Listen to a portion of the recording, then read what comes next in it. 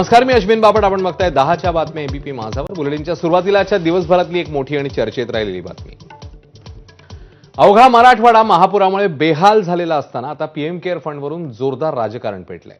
राज्याचे मुख्यमंत्री देवेंद्र फडणवीस यांनी मदतीकरता थेट दिल्लीमध्ये धाव घेतली. पंतप्रधान मोदी आणि मुख्यमंत्र्यांमध्ये जवळपास तासभर चर्चा झाली आहे. राज्यातल्या पूरस्थितीवर भरीव मदत करण्याविषयी पंतप्रधानांना आवाहन करण्यात आलंय आणि कार्यवाहीनंतर आश्वासन कार्यवाहीचं या प्रस्तावानंतर होऊ शकतं असं समोर येते, कारण प्रस्ताव आल्यावरच कारवाईचं आश्वासन हे देण्यात आलेलं आहे. मात्र पीएम केअर फंडातनं मदत करावी अशी मागणी विरोधक करतायत. त्यामुळे केंद्राकडून पीएम केअर फंडची मदत मिळणार की नाही पाहणं महत्त्वाचं आहे.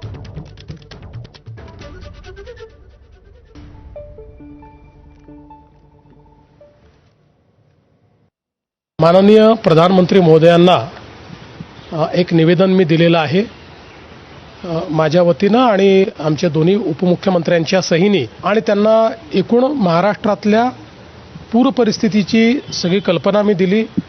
कशा पद्धतीचं नुकसान झालेलं आहे त्या संदर्भात सांगितलं आणि त्यांना विनंती केली की आम्हाला NDRFच्या माध्यमातून भरीव मदत करा आणि जेवढी जास्तीत जास्त मदत करता येईल तेवढी मदत आपण करावी.